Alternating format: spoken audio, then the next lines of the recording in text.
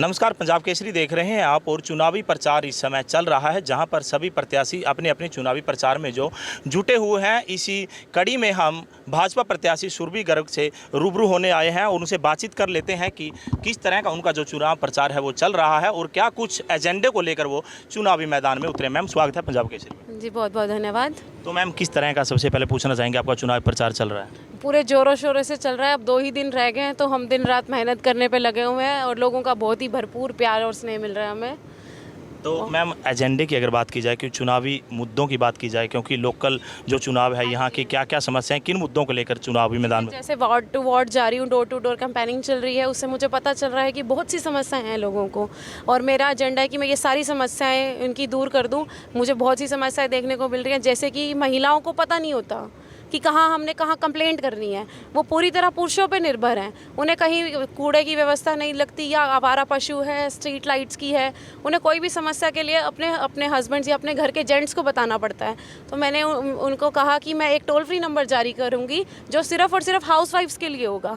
वो उनकी कोई भी कंप्लेंट होगी वो टोल फ्री नंबर दिया जाएगा उन्हें, वो टोल फ्री नंबर पर अपनी कंप्लेंट दर्ज कराएँ और 24 घंटे में वो प्रॉब्लम दूर करने का सोल्यूशन मैं उनको बताऊँगी या मैं उनकी करवा के ही रहूँगी 24 घंटे के अंदर अंदर। तो टोल फ्री का मैम आपने बताया कि नंबर जारी किया जाएगा महिलाओं की समस्या के लिए, तो किस तरह से काम टोल फ्री करेगा? क्या कुछ उसके लिए जो है कंट्रोल रूम बनाया जाएगा और किस तरह की समस्या जो महिलाएं उस पर कर सकेंगी? जी, एक कॉल सेंटर तैयार किया जाएगा जिसमें मैं मानती हूँ कि ज़्यादा खर्चा भी नहीं आएगा, कि एक छोटा सा कैबिन होगा जिसमें कॉल सेंटर रेडी किया जाएगा। उसमें पूरे हर एक वार्ड को टोल फ्री नंबर दिया जाएगा, पूरे शहर को, जिसमें वो कंप्लेंट दर्ज करा सकती हैं। जहाँ के 2-3 मेंबर्स जो होंगे वो उस समस्या को सुनेंगे, वहाँ उनकी कंप्लेंट FIR होगी और वो सीधा मेरे तक आएगी। कोई भी कंप्लेंट हो सकती है, सफाई से रिलेटेड हो सकती है, स्ट्रीट लाइट से, कोई महिलाओं की सिक्योरिटी के लिए या किसी भी और भी कोई भी प्रॉब्लम होगी महिलाओं को अपने से रिलेटेड, नगर परिषद के अंतर्गत जो भी आती होंगी वो कोई भी कंप्लेंट वो कर सकती हैं। मैम, कंप्लेंट की बात आपने कर ली, तो कैथल में एक भ्रष्टाचार का जो मुद्दा है वो बहुत गंभीर है, क्योंकि पहले भी कई चेयरपर्सन थे जो उन पे जो FIR जो है विजिलेंस जांच चल रही है।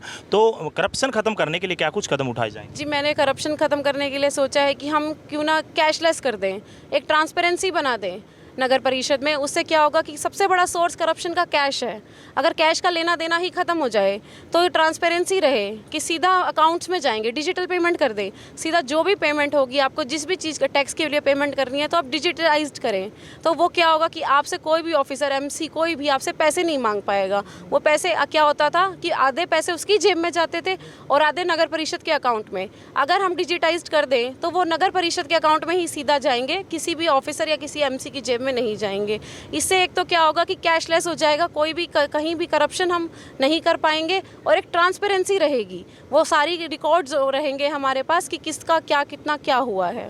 बिल्कुल मैम, अफसरशाही की बात हम करते हैं, ट्रांसपेरेंसी की बात आपने की, तो कैथल की अगर बात की जाए तो कैथल के विधायक भी कई बार मीडिया में आकर बयान दे चुके हैं कि अफसरशाही है जो हैवी है। अफसरशाही हैवी ना हो, चेयरमैन बनने के बाद क्या कुछ कदम उठाए जाएंगे? जी, ये मैंने बताया पहले तो कि ट्रांसपेरेंसी रखेंगे, कैश डिजिटाइज्ड कर देंगे और मैं खुद लोगों के समक्ष जाकर मैं हर एक दिन क्या करूँगी कि दौरा रखा करूँगी अपने वार्ड का और अपने किसी भी वार्ड में, कभी किसी वार्ड में, कभी किसी वार्ड में जाके मैं खुद लोगों की समस्याएं सुनूंगी, ताकि ये जो बीच के जो लोग हैं ये ना हो, ये अफसर जो बीच के निकल जाएं, लोग आम जनता जो है वो सीधा मुझसे बात करे, मुझसे रूबरू और मुझे उनकी समस्याएं पता चले और उनको अफसरों के पास ना जाना पड़े, मैं अफसरों को उनके पास भेजूँ। बिल्कुल। नगर परिषद में कर्मचारियों की अगर बात की जाए, चाहे 4th क्लास हो, 3rd क्लास हो, तो उनकी अक्सर मांगे रहती हैं, क्यों हम धरने प्रदर्शन देखते हैं उनके कि उनकी सैलरी नहीं आती, तमाम तरह की उनकी समस्याएं, उन पे क्या कुछ काम किया जाए?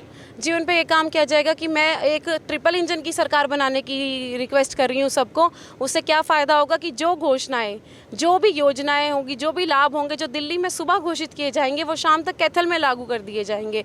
तो कि जो भी लाभ मिलने शुरू होंगे उन्हें वो शाम से ही मिलने शुरू हो जाएंगे। उस योजना का लाभ जो सुबह रखी गई है वो शाम से ही शुरू हो जाएगी। तो इससे लोगों को लाभ होगा कि उनको क्या लाभ होगा कि उनका जो भी काम रुके हुए हैं वो रुकेंगे नहीं, वो जल्दी शुरू हो जाएंगे।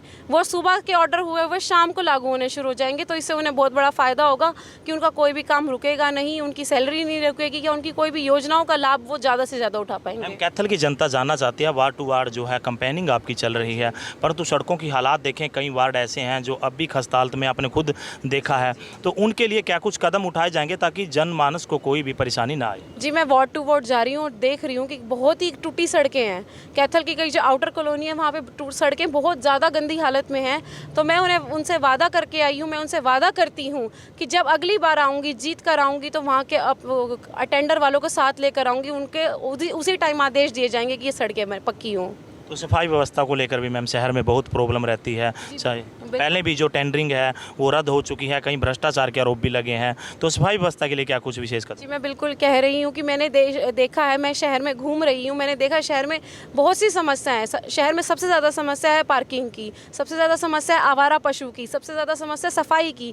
मैं बोलना चाहूँगी लोगों की, मैं इन सारी समस्याओं को अपना एजेंडा लेके चलूँगी। एक पब्लिक टॉयलेट्स की बहुत गंदी व्यवस्था है यहाँ पर, सार्वजनिक स्थानों पर कोई भी पब्लिक टॉयलेट्स नहीं है, लोगों को बहुत दिक्कत आती है। तो मैं उन सबसे वादा करती हूँ कि ये सारी समस्याओं का समाधान होगा। महिलाओं की सुरक्षा की जाएगी, शहर का सौंदर्यकरण होगा, पब्लिक टॉयलेट्स बनेंगे, पार्किंग फैसिलिटी मल्टी लेवल होगी, और जितनी भी समस्या है मैं सबको दूर करने का पूरा प्रयास करूँगी। तो मैम लास्ट के 2 दिन जो है आपके चुनाव प्रचार के रह चुके हैं, तो कैथल की जनता है वो जानना चाहती है कि आपके वायदों पे आप खरा उतरेंगी और क्या कुछ आश्वासन आप जनता को देना चाहती है ताकि आने वाली 19 तारीख को आपको पूर्ण बहुमत से विजयी बनाए? जी, मैं उन कैथल शहरवासियों को कहना चाहूँगी, जिस तरह आपने मुझे प्यार और स्नेह दिया, जितना मुझे आपने ऋणी बना दिया, मैं उस ऋण का कतरा कतरा चुकाऊँगी। ताउम्र आपकी सेवा करूँगी, जितनी भी समस्याएं होंगी सबको पूरा करूँगी।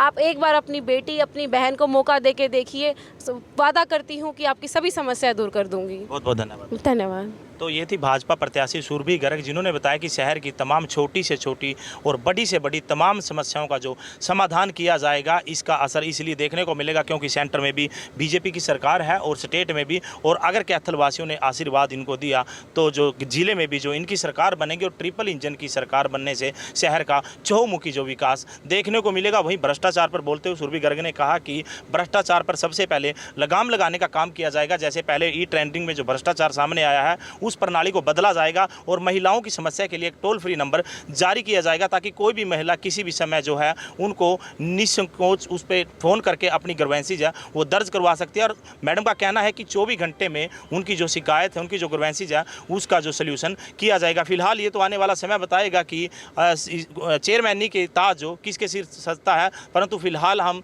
इसी कड़ी में आगे भी और दूसरे प्रत्याशी हैं उनका इंटरव्यू लेंगे और उनसे जानेंगे कि जनता को क्या कुछ आश्वासन वो देते रहेंगे। तब तक देखते रहिए पंजाब केसरी कैथल से जयपाल रसूलपुर।